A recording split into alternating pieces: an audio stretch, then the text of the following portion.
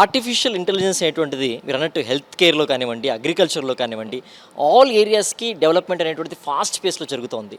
So ఈ మధ్య కాలంలో ఆర్టిఫిషియల్ ఇంటెలిజెన్స్ లేకపోతే ఇంతకుముందు కాలంలో జరిగినటువంటి అడ్వాన్స్మెంట్స్ అనేటువంటివి కొన్ని ఎగ్జాంపుల్స్ షేర్ చేసుకోగలరా సార్? చాలా చాలా అప్లికేషన్స్ ఉన్నాయి. మీరు అన్నట్లు health care, agriculture, telemedicine, transportation, entertainment, recommendation systems చెప్తూ పోతే ఇట్స్ అ వర్టికల్ కాదు, హారిజాంటల్ అనమాట. హారిజాంటల్ అంటే ఏంటంటే ఆల్ ఫీల్డ్స్ని అఫెక్ట్ చేయగలుగుతుంది. సో అందువల్ల ఇంటర్డిసిప్లినరీ రీసెర్చ్, ఇంటర్డిసిప్లినరీ డెవలప్మెంట్ చాలా చాలా కామన్ అయిపోయింది. ఈ రోజుల్లో ఏఐ అన్ని బ్రాంచెస్ ఆఫ్ సైన్స్ టెక్నాలజీల్లో వాడుతూ ఉన్నారనమాట. సో మీరు చెప్పినట్లు ఇప్పుడు ఆటోనమస్ నావిగేషన్ తీసుకుందాం. డ్రైవర్లెస్ వెహికల్స్ అన్నది చాలా చాలా exciting area.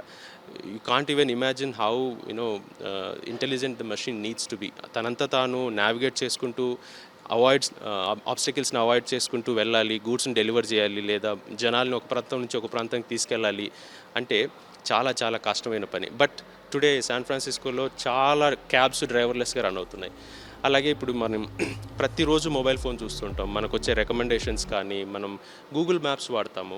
Lot of algorithms are driven by AI these days. Just to name few, చాలా హెల్త్ కేర్ అప్లికేషన్స్లో కూడా మ్యామోగ్రఫీ, లేకపోతే ఎక్స్రేస్, ఎంఆర్ఐ స్కాన్స్, ఎఫ్ఎంఆర్ఐ వీటన్నిటిని కూడా ఇప్పుడు ఎక్స్పర్ట్స్ ఏఐ సహాయంతోనే రీడ్ చేస్తున్నారు, డయాగ్నోస్ చేస్తున్నారు. So numerous application.